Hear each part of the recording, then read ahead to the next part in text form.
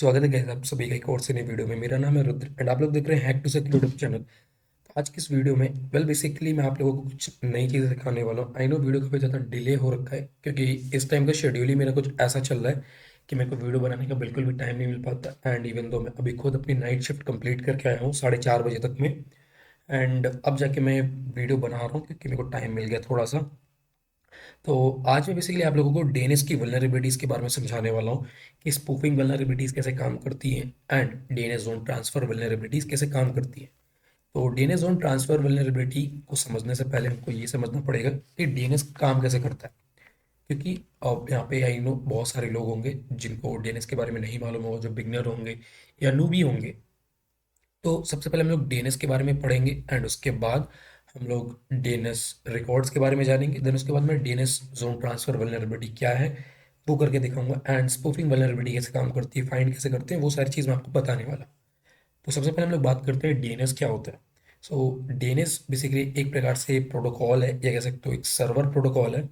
अब इसका full form होता है डोमेन नेम सिस्टम। अब ये बेसिकली एक प्रोटोकॉल है जो कि डोमेन नेम या होस्ट नेम को आईपी एड्रेस में रेजोल्यूट करता है, या कह सकते हो कि एक डोमेन को या होस्ट नेम को आईपी में कन्वर्ट करता है। अगर हम बात करें डोमेन नेम का तो ये बेसिकली एक kind of web server, web server होते हैं तो वहाँ पे डोमेन नेम के तौर पे यूज में लिया जाता है इसको। बट अगर आप एक इंटरनल नेटवर्क में हो, एक्टिव डायरेक्टरी केस में हो, तो यहाँ पे आपको होस्ट नेम के तौर पे रेफर करना पड़ेगा इस चीज़ को। तो अब अगर मैं एक सिंपल सरल भाषा में आपको समझाऊं कि डीएनएस होता क्या है, तो ये कह सकते हो कि एक स्टोरी, मतलब एक स्टोरी के फॉर्मेट में समझाता हूँ कि जब इंटरनेट सबसे पहली बार आया था, तो मतलब जब इसको बनाया गया था इंटरनेट को, तो यहाँ पे बेसिकली आपको मालूम होगा जो लोग पहले से साइबर सिक्योरिटी में है, तो स्टार्टिंग इंटरनेट पीरियड में क्या रहता था कि हर वेबसाइट का एक आईपी एड्रेस रहता था। एंड एज वी नो कि हम लोग हर किसी वेबसाइट का आईपी एड्रेस याद नहीं रख सकते हैं, क्योंकि अगर मैं आपको खुद बोल दूं कि आपके 10 20 50 जितने भी दोस्त हैं उन सबका नंबर याद करो, तो एक प्रकार से मुश्किल है, राइट। तो ऐसे ही आपके फ़ोन पे मान के चलो आप लोगों ने सबका नंबर सेव करके रखा हुआ है। तो जब भी आपको किसी का कॉल आता है तो आपको कैसे मालूम चलता है कि इस पर्टिकुलर पर्सन ने आपको कॉल किया है। लेट सपोज कि मेरे पापा मेरे को कॉल करते हैं, तो मेरे को कैसे मालूम चलेगा कि यहाँ पे मेरे पापा ने कॉल किया मेरे को, क्योंकि मैंने उनका नंबर सेव करके रखा है पापा के नाम से। तो वहाँ पे मेरे को मालूम चल जाता है कि मेरे पापा ने कॉल किया है। तो सेम यहाँ पे अब जो डीएनएस होता है ये भी क्या काम करता है कि एक कह सकते हो कि आईपी एड्रेस को वो बेसिकली डोमेन नेम प्रोवाइड करा देता है या होस्ट नेम प्रोवाइड करा देता है।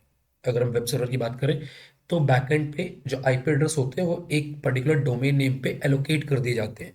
लेट सपोज जैसे कि google.com है, तो आप जब रिक्वेस्ट करते हो google.com, तो आप जब वो बैकएंड कह सकते हो कि रूट डीएनएस पे जाता है, तो उसको कैसे मालूम चलता है कि आपने google.com मंगाया है, क्योंकि उसको तो ये नेम वगैरह का कोई आइडिया नहीं है, वो तो आईपी एड्रेस को रिजोल्यूट करता है।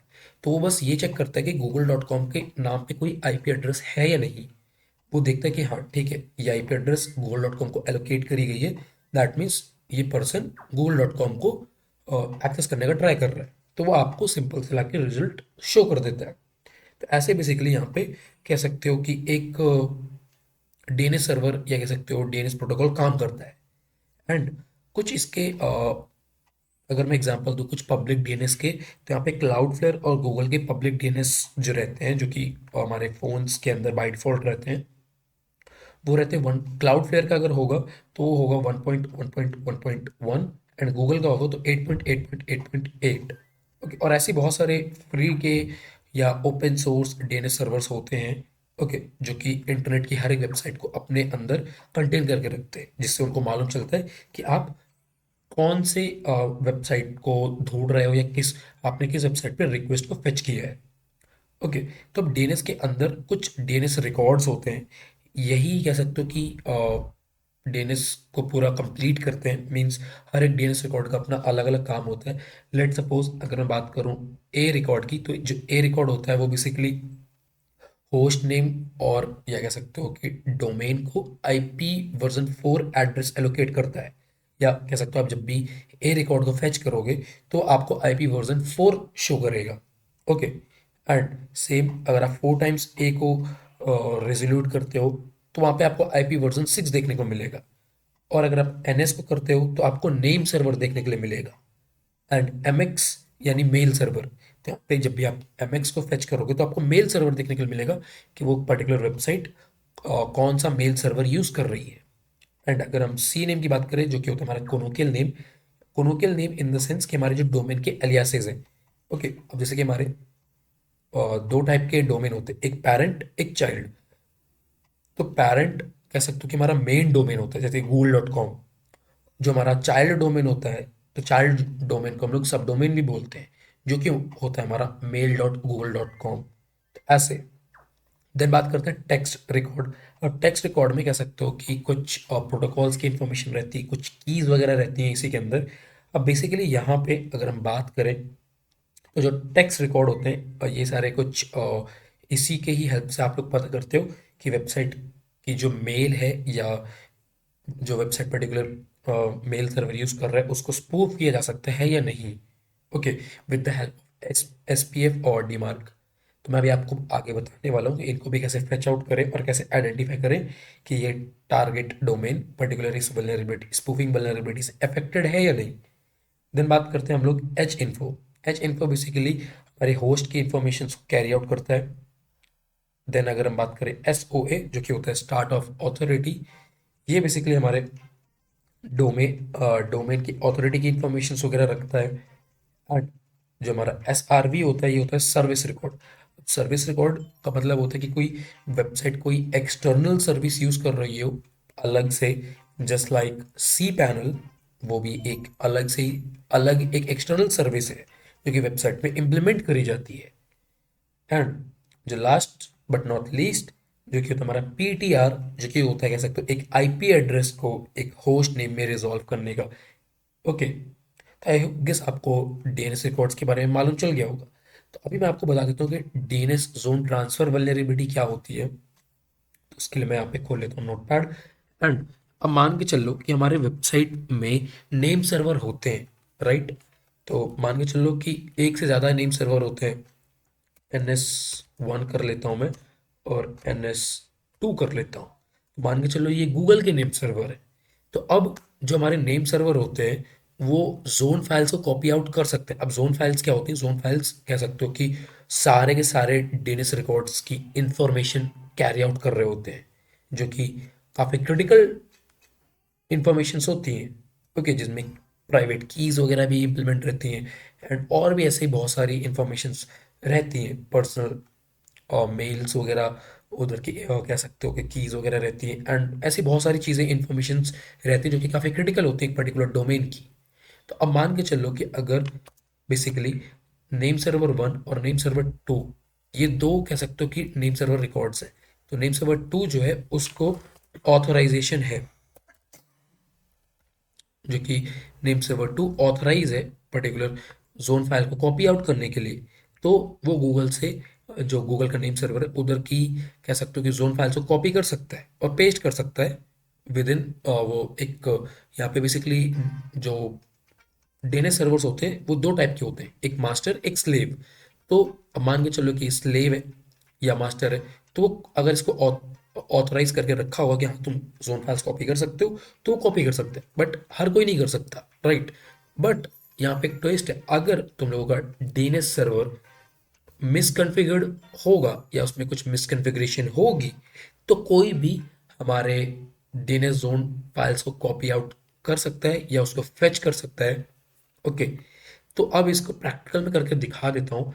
मान के चलो यहाँ पे मैं अभी टर्मिनल खोलता हूँ और यहाँ पे आप इसको डिग के थ्रू कर सकते हो, NS लुकअप के थ्रू कर सकते हो, होस्ट कमांड के थ्रू कर सकते हो और भी ऐसे बहुत सारे जो इनके अल्टरनेटिव्स हैं आप उनको यूज में ले सकते हो।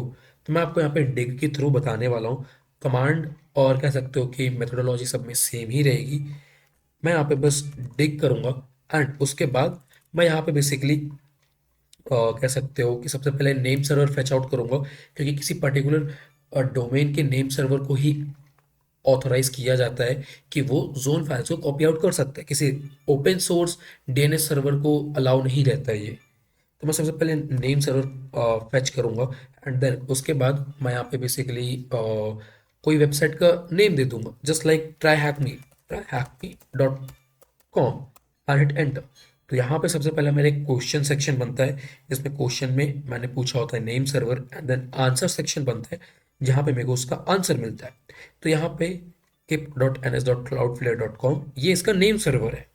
तो मैं इस नेम सर्वर को कॉपी करूंगा और इसी नेम सर्वर के हेल्प से मैं बेसिकली इसके जोन फाइल्स को कॉपी करने का ट्राई करूंगा या फेच करने का ट्राई करूंगा, एंड मैं देखता हूं कि जो ट्राई हैकमी का डीएनएस है वो मिसकॉन्फ़िगर्ड है या नहीं, या इस वल्नरेबिलिटी से अफेक्टेड है या नहीं। तो मैं वापस से करूंगा डिग एट द रेट, मैं नेम सर्वर कॉपी कर दूंगा और यहाँ पे AXFR ये रिकॉर्ड को फेच करूंगा। अब ये रिकॉर्ड क्या होता है वो भी मैं समझाता हूँ, बट उससे पहले मैं tryhackme.com यहाँ पे डोमेन नेम। अब AXFR जो बेसिकली डीएनएस रिकॉर्ड होता है वो ऑल ओवर डीएनएस रिकॉर्ड्स की इंफॉर्मेशन को फेच करता है। इफ अगर यहाँ पे बेसिकली ये वाली जो कह सकते हो कि नेम सर्वर को अलाउ होगा या ऑथराइज होगा तो हमको इन्फॉर्मेशन देखने के लिए मिल जाएगी, बट अगर अलाउ नहीं होगा तो हमको इन्फॉर्मेशन देखने के लिए नहीं मिलेगी। तो मैं हिट एंटर करता हूँ तो यहाँ पे तुम खुद देख सकते हो कि यहाँ पे ट्रांसफर फेल्ड करके बता रहा है। दैट मीन्स कि ये जो नेम सर्वर है वो अलाउड नहीं है। लेट से कि मैं यहाँ पे इसको चेंज कर देता हूँ, मैं यहाँ पे कर देता हूँ UMA, hit enter. Then also मेरे को यहाँ पे ट्रांसफर फेल्ड दिखा रहा है। तो आप ऐसे बेसिकली किसी भी साइट की डीएनएस जोन ट्रांसफर वल्नरेबिलिटी को चेकआउट कर सकते हैं, जिससे आपको उसके बारे में मालूम चल सकता है। अब अगर हम बात करें कि आप बेसिकली कैसे किसी वेबसाइट की स्पूफिंग वल्नरेबिलिटी को आइडेंटिफाई करें, तो वो भी आप डिग से कर सकते हो, होस्ट से कर सकते हो, एनएस लुकअप से कर सकते हो, किसी से भी कर सकते हो। तो यहाँ पे मैं NS lookup hyphen query equals to text, and then उसके बाद मेरा डीएनएस सर्वर मैं कोई भी एक ओपन सोर्स ले लेता हूँ, एंड उसके बाद tryhackme.com I hit enter. Server can't find, okay. So just मैं आप इसको चेंज कर देता हूँ।